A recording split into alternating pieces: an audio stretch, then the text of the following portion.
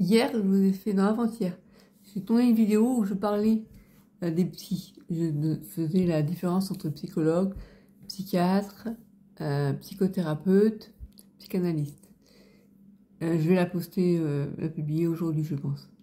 Et là, j'avais l'idée de vous parler d'angoisse et de peur, de crise de panique, et en fait, des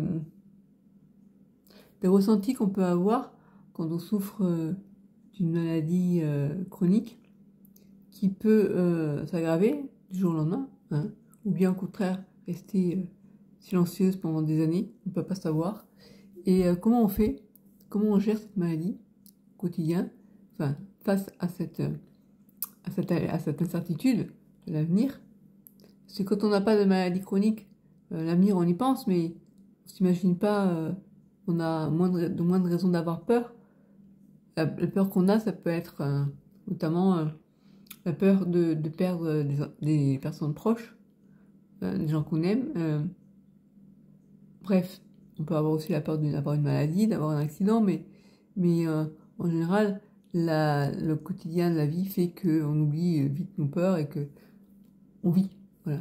Mais là, quand on a une maladie qui nous handicape vraiment tous les jours et qui peut s'aggraver à certains moments ou qui nous fait vivre des périodes difficiles des fois, là, je pense par exemple à des problèmes de transit ralenti, de constipation chronique, et qui pose des réels problèmes des fois, hein, associés au fait que j'ai une sensibilité digestive qui peut me faire connaître ce qu'on appelle l'intestin irritable, côlon irritable. Et donc associé à ce problème de transit lié à la maladie, ça devient difficile à gérer. Et hier, je vous parlais de l'outil que j'ai trouvé de l'irrigation du côlon, mais c'est pas non plus, quand on me demandait les effets côté négatif de la chose, je peux pas trop, j'ai pas assez de recul pour pouvoir le dire, puisque je sais pas si ce que je ressens actuellement c'est dû à l'abus entre guillemets de ça, ou bien normal parce que j'ai un syndrome de côlon irritable, bref. Et du coup, c'est vrai que je me disais, bah, heureusement que je ne suis plus dépressive et angoissée, parce que il y a de quoi vraiment avoir du mal à vivre avec ça. Et parfois, ça m'arrive, comme ce matin, depuis hier plutôt, je repensais donc à ce que m'avait dit la gastro-entérologue, que si on a du sang dans les selles, il faut aller faire une coloscopie, sinon pour attraper le cancer du côlon, enfin, bref, faire un suivi régulier. Donc en fait, certains médecins, pas tous, hein, ont tendance un peu à vous faire peur, pour vous faire réagir, pour vous faire passer l'examen. Et du coup, je me dis, ah, j'ai commencé à avoir quand même des douleurs à l'intestin, que j'ai pas un problème, il faut quand même que je me fasse suivre. Et puis, après, je me suis dit, mais attends, il y a des périodes où tu avais ça aussi, ça ressemble à des ballonnements, c'est peut-être lié à l'usage de la machine, mais c'est peut-être aussi lié au fait simplement quand tu as le syndrome du côlon irritable, de temps en temps, ça le fait. De temps en temps, ça va, et puis de temps en temps, ça va pas. Et donc, du coup, c'est un antispasmodique, du coup, j'ai pris ça à la pharmacie, qui m'ont avancé, et je vois un médecin là, dans 2 jours, je vais lui en parler. C'est difficile parce que c'est en visio, depuis le Covid, c'est en visio, et de temps en temps, c'est bien aussi d'ausculter, d'examiner cliniquement la personne, parce que surtout pour les problèmes d'estomac, mais bon, digestif. Et je me disais, heureusement que tu n'es plus dans la période où tu avais déjà la sclérose en plaques sans le savoir, où tu vivais des attaques de panique, tu avais des angoisses souvent, et à ce moment-là, c'était pas bien, mais je savais pas pourquoi en fait. J'avais, en fait, quand on a des angoisses, des crises d'angoisse, c'est une forte anxiété qui monte en toi et tu sais pas pourquoi, il n'y a pas d'origine.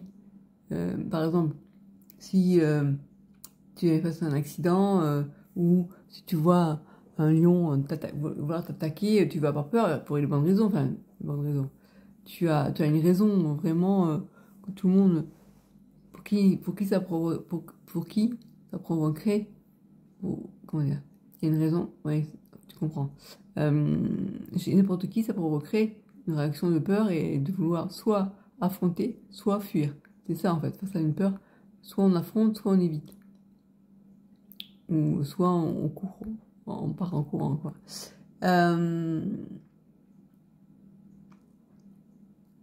Donc je me disais, bon, bah, face à une maladie chronique, tu peux pas fuir. Tu peux au début essayer de nier, hein, mais tu es obligé de fuir, ça serait quoi? Fuir, c'est un peu dans le déni, à pas voir. L'affronter, c'est essayer de prendre connaissance, d'avoir le maximum d'informations face à la maladie et d'essayer d'anticiper. Mais il y a des moments où on peut, voilà, comme je vous disais, là je me disais, peut-être que je devrais aller faire ces examens qu'on me dit parce que peut-être que je passe à côté de quelque chose. Et puis, ma vie me dit, calme-toi, t'as rien, si t'avais le cancer, t'aurais pas faim, enfin, t'aurais pas l'appétit que tu as, bref, calme. Donc là, je me suis dit, bon, je vais quand même faire un bilan sanguin parce que je suis un peu fatiguée depuis cet été et voilà, pour avoir un suivi global. Et c'est toujours bien quand même d'anticiper. Mais voilà, et du coup, je me dis, heureusement quand même que tu as plus ces angoisses qui te prenaient parce que à l'époque, on savait pas. Enfin, je savais pas. Je savais pas que j'avais la sclérose en plaques, mais tout début, c'est parti de pousser de troubles cognitifs. Donc des problèmes d'attention, j'avais des problèmes de mémoire, et donc en étant à la fac, je me dis qu'est-ce qui m'arrive, et donc je flippais, c'était normal.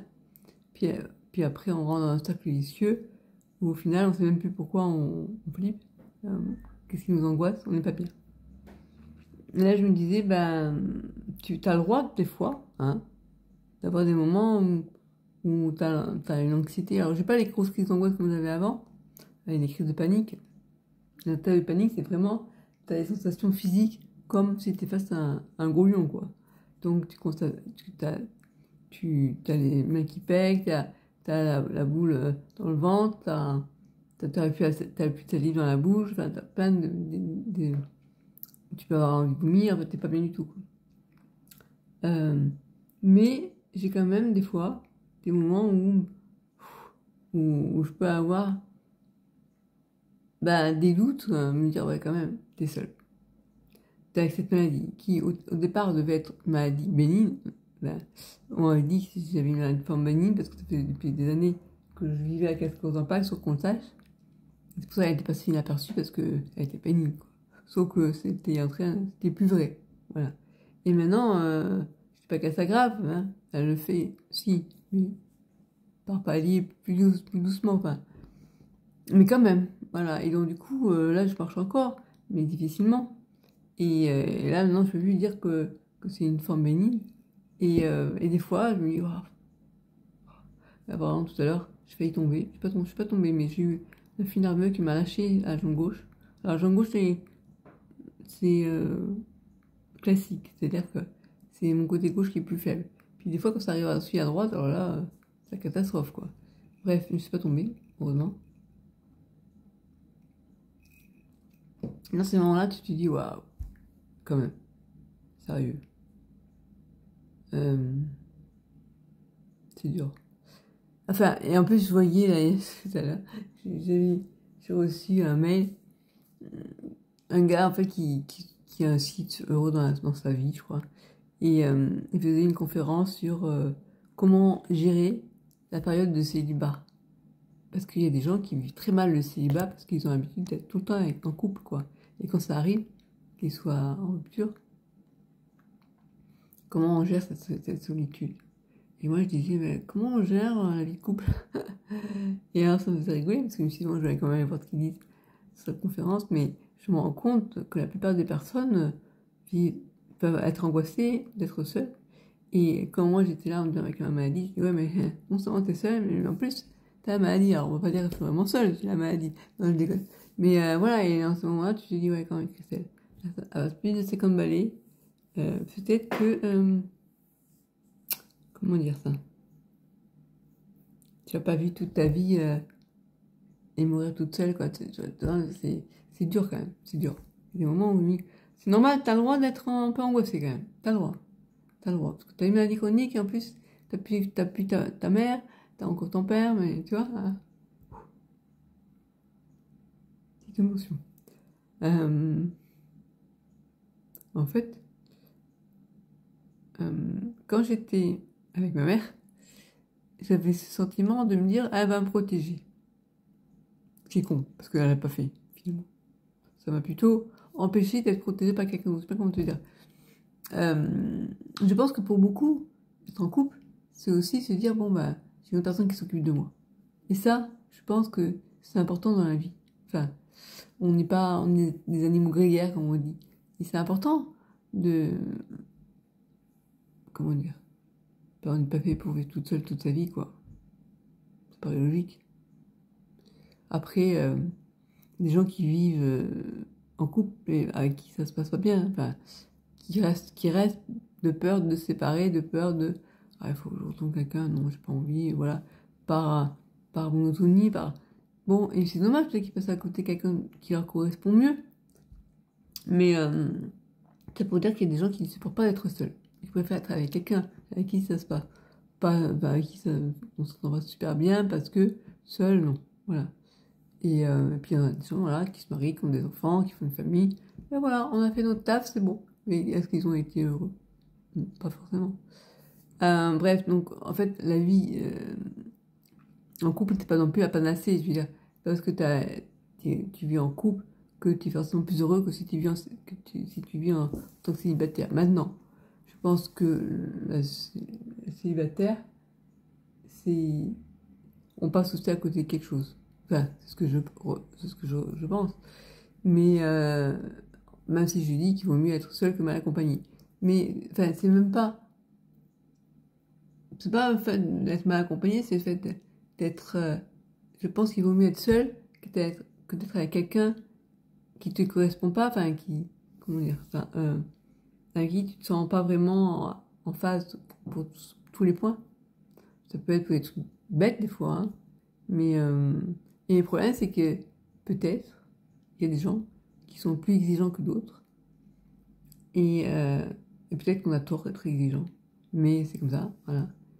Et puis, je sais pas en fait, qu'est-ce qui fait le déclic qui fait que dire, voilà, c'est la bonne personne, j'ai envie de rester avec cette personne. Ou bien, ah, c'est bon. Non, il n'y a pas ces critères qui conviennent. Mais moi, je n'ai jamais fait ça, j'ai jamais noté critère A, est-ce qu'il est rempli? Non, j'ai jamais fait ça.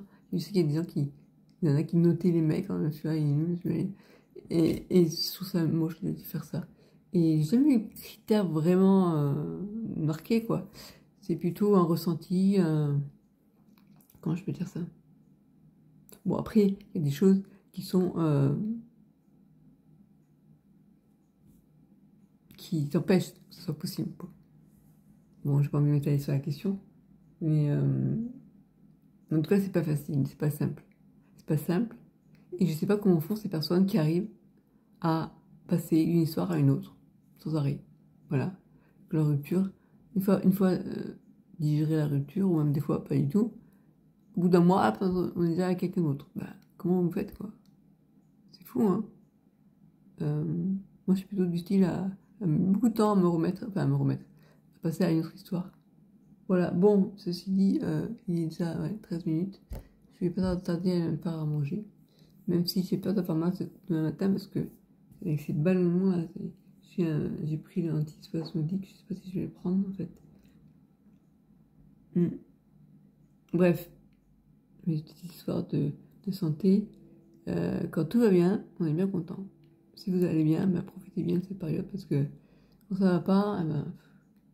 Bon, demain, bonne nouvelle, je vais chez le coiffeur, j'ai rendez-vous pour une coloration et je vais couper les cheveux. Donc, je pense que je vais suivre le conseil qu'on m'a donné parce que j'avais hésité entre les laisser longs sans les couper, donc, ou bien faire un carré plongeant, mais je trouve que mes cheveux devant, ils sont pas assez, enfin, ils sont un peu trop fins.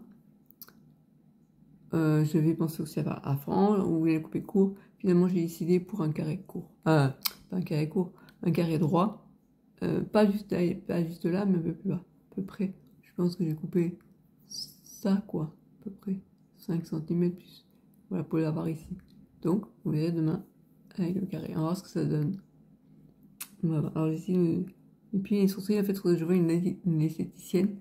Parce que là où j'allais, il ne reçoit jamais. Enfin voilà, bon, écoutez, voilà, j'ai essayé de me faire belle pour demain. Pour, il y a mon père qui fête son anniversaire samedi. Ah oui, je n'ai pas dit aussi.